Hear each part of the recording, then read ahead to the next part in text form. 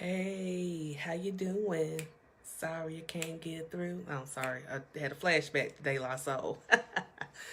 Okay, so here we are on day 32. Yes, day 32. Yes, so exciting. We are on day 32 of our 40 days of sacred clearing for women over 40, making space for all things new.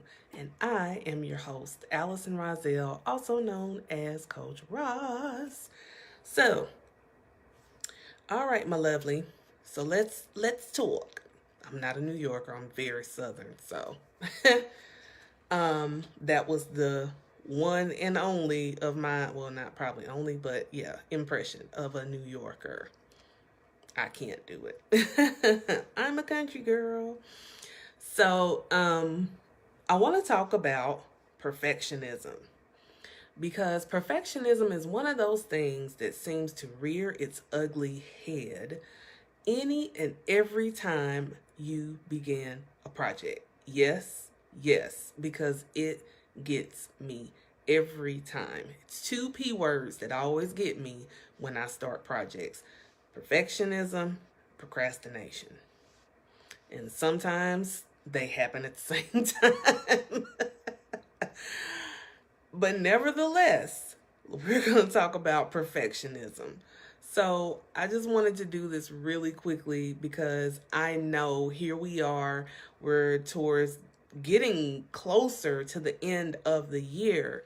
And in the end of the year, we start reevaluating things. We start thinking about, okay, so what are we going to do next year? What we want to, say are our goals and our intentions and everything else.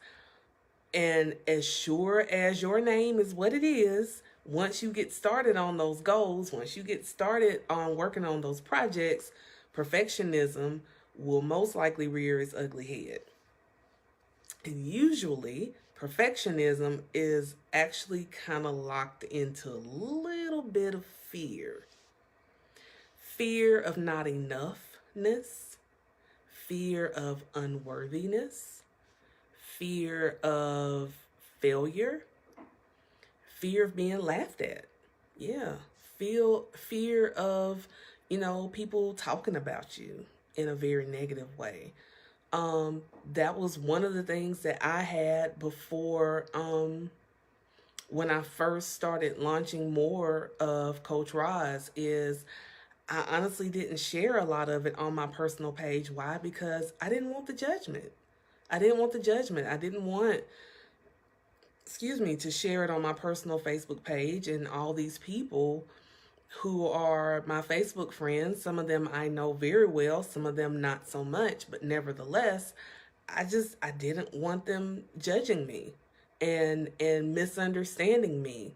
And because if all of this failed, I would be terrified to admit that to them.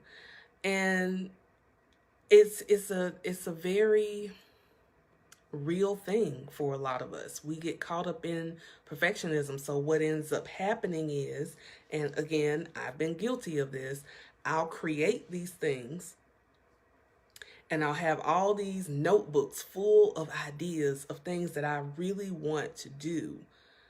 But then, as my mentor calls it, that inner bully starts coming in and saying, who do you think you are?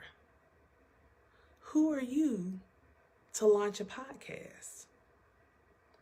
Who are you to create a course for other women to purchase it and to work with you in a group setting? Who are you to do that? Who are you to go house to house and try to drum up real estate business? Who are you to do that? So that bully comes in, that nag comes in, right? That negative Nelly nag comes from all this stuff that we have, that we've carried for much of our lives. And it all stems from the thoughts of feeling unworthy and not lovable and not enough. So we keep ourselves shrunk down and we try to be invisible, and we make just enough steps so nobody will notice that we're making steps, so they won't talk about us making steps. And then when we get started on creating whatever we're doing, or whatever, we start looking at every I and every T that's not dotted and crossed. And oh my God, why is this over on that side when it should be here and here? And, oh no, that's turned like slightly askew. It should be standing up straight, and then we go on and on and on. And I know this because I have picked apart my stuff. I'll look at my videos and like, oh my God, I can't believe I said that. Oh my God, why didn't I talk about this? Oh my God, why did I wear that color that day? I mean, I'll pick it apart, but it all stems from my fear. And so now we have to work on ways of clearing our fear. So here's some things that can help you. There is beauty in flaws and imperfections. And as a matter of fact, the true beauty of anything is found in the flaws and imperfections. Don't believe me? Well, I have a few examples. Think about some of the things that are historical, that are considered these marvels, these beautiful things. Prime example, the Leaning Tower of Pisa.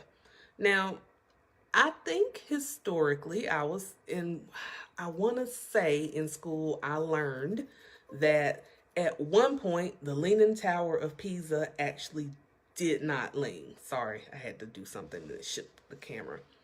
It did not lean, it stood up straight. But I'm guessing that whatever happened over time made it eventually lean. Well, the lean is what makes everybody go see it. Because if it stood up straight, it would not be magical. Nobody would want to see it. It'll be like, it's like everything else that stands up straight. But this leans, which means it's awesome.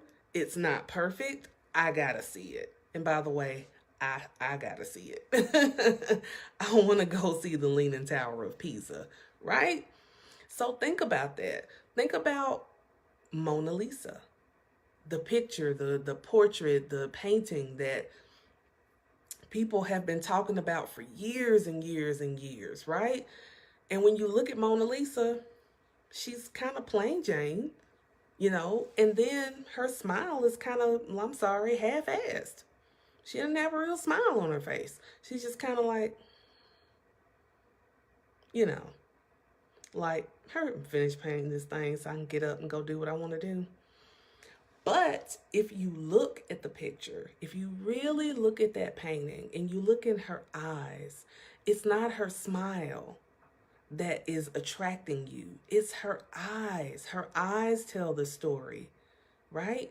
So that, again, is an imperfection. The fact that she's not really smiling. We don't really know what's going on with her while she's sitting there for that portrait. If she was actually sitting for that portrait, or maybe the person painted her from memory. I don't know. And then you think about the pyramids in Egypt. They've got imperfections that have come either through time, or it's just maybe has been something that's always been there. It doesn't make them less spectacular. It doesn't make them, any less awesome when you see them. And which, by the way, that's another place I need to go, because I do want to see the pyramids. But what I'm saying is, look at all these things through history and time that we hold up as something that's great, and it's full of flaws. And it's the flaws that make us want to go see it, that make us want to know more, that make us want to be there and witness the spectacle of it all, right? So don't get caught up in perfectionism. You weren't created to be perfect. You were created to be perfectly imperfect. You were created to just be who you are. And that is perfection. Doesn't matter if your teeth are crooked or you got missing teeth. You got hair, you don't have hair. You got big boobs, you got small boobs. You got a big butt, you have no butt. No matter what you find as the imperfection, That's what makes you you. So that's what makes you perfect, right? Yes. So remember that the next time you start picking things apart, because I have to give myself that reminder, I'm not perfect. Nothing is perfect. Nothing and no one is perfect. I have to always remind myself that. And that I also have to say, I see the imperfections because I know what I'm trying to do. But when I show it to someone else, they don't see it. They don't see what I see. They don't see what I see. They see something totally different because everyone's perception is different. So keep that in mind when you start working on these various projects and things that I know you're going to do to go into the new year. Let go of the perfectionism. It doesn't serve you. It's grounded in fear. It's not going to help you get anything done. It's going to keep you stagnant. It's going to keep you small. It's going to keep you from really being all that you can be and just being you, authentically you, right? Right. So, your mission, if you choose to accept it, is to just journal tonight and let yourself know you're not perfect and you're not supposed to be perfect. You're supposed to be you, and that's what makes you perfect. Yes? Yes. Okay. So that's all I got. Thank you so much for joining me. I really, really appreciate you being here. Leave me a comment. Let me know what you think. Share it on your timeline, if you will, because I promise you there's another person on your timeline that needs to hear this message and understand that they don't have to be perfect. They just have to be themselves, and that's what makes them perfect. Okay? So share it, like it, comment, and I'll talk to you later. I love you, and there's nothing you can do about that. Bye-bye for now. Yay, yay, yay.